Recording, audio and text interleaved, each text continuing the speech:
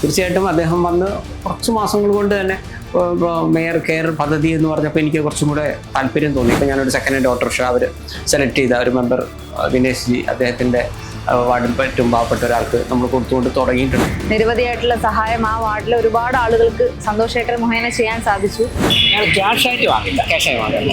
അവരുടെ ആവശ്യം ഞാൻ പറഞ്ഞ ഒരു രീതി തന്നെയാണ് ബോധ്യപ്പെട്ടിട്ട് ആ കാര്യങ്ങൾ കോൺട്രിബ്യൂട്ട് ചെയ്യുന്നതിനെ കൊണ്ട് അവിടെ നേരിട്ട് സഹായിക്കും. നമ്മളെ സാമ്പത്തികം പ്രശ്നമാണ്. തിരുവനന്തപുരത്ത് നിന്നൊക്കെ ഒരുപാട് പേര് ഹെൽപ്പ് ചോദിച്ചോണ്ട് ഇപ്പോഴും വന്നിട്ടുണ്ട്. പുതിയ സിനിമ കേരള ലൈവാണ്.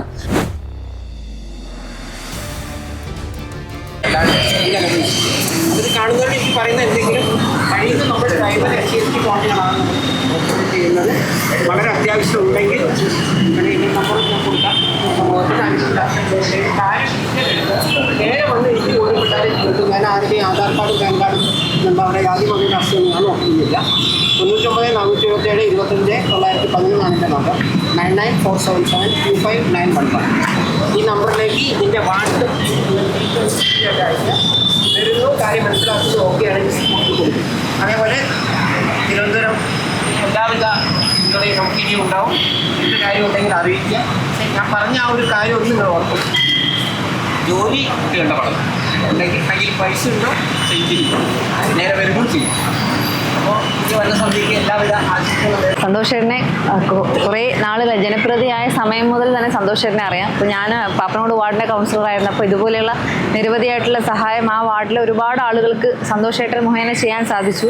അപ്പോൾ എന്തായാലും ഒരുപാട് സന്തോഷം. നമ്മുടെ തിരുവനന്തപുരം നഗരത്തിൻ്റെ മേയേഴ്സ് കെയർ പദ്ധതി അത് ഇപ്പോൾ മേയർ സൂചിപ്പിച്ച പോലെ തന്നെ ഇത് നമ്മൾ മേയേഴ്സ് കെയർ എന്ന് പറഞ്ഞപ്പോൾ ഇത്രത്തോളം ജനങ്ങൾ സ്വീകരിക്കുമെന്ന് നമുക്ക് പോലും ഇത്ര ഇതുണ്ടായിരുന്നില്ല. പക്ഷെ ഇപ്പോൾ ഒരുപാട് ആളുകൾ വിളിച്ചിട്ട് ഈ ഒരു പദ്ധതി ഇങ്ങനെ ചെയ്തതിനെ തിരുവനന്തപുരം നഗരത്തിലെ ഓരോ ജനങ്ങളും ഏറ്റെടുത്ത് തുടങ്ങി. കാരണം ഒരുപാട് ആളുകൾ ഇപ്പോൾ ഈ മേയേഴ്സ് കെയർ പദ്ധതി ഇൻസ്പയർ ആയിട്ട് നമ്മളെ സഹായിക്കുവാനും ഒക്കെ തന്നെ കാരണം ജനങ്ങൾക്കിടയിലേക്ക് നമ്മൾ തിരുവനന്തപുരം നഗരത്തിലെ ഭരണത്തിൽ വന്നിട്ടുള്ള ആളുകൾക്ക് എന്തെങ്കിലും അവരുടെ കയ്യിലേക്ക് കൊടുത്താൽ കൃത്യമായിട്ട് അർഹരായിട്ടുള്ള കരങ്ങളിൽ എത്തുമെന്ന് വീട് വെച്ച് കൊടുക്കുക അങ്ങനെയുള്ളവർ കൂടെ പോകുന്നുണ്ട്. ഞങ്ങൾ ക്യാഷ് വാങ്ങിക്കില്ല. ഞങ്ങൾ ക്യാഷായിട്ട് വാങ്ങില്ല, ക്യാഷായി വാങ്ങില്ല.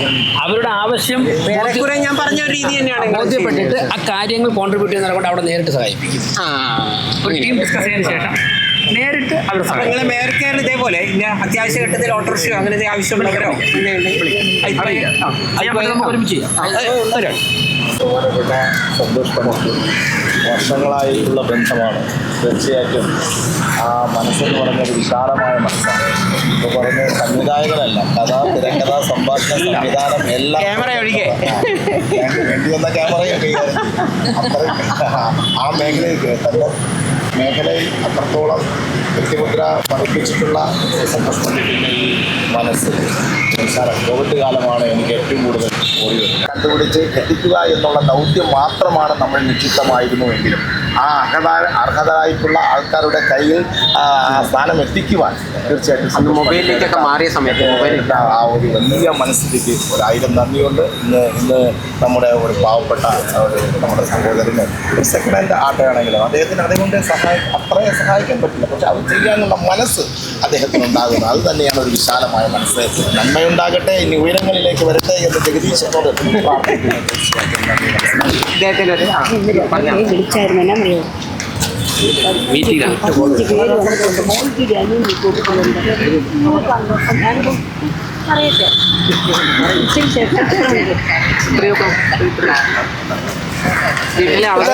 ധൈര്യമായിട്ട് ഓടിക്കണം. അതുകൊണ്ട് കൂടെ ഓട്ടോ പടം എടുക്കാം.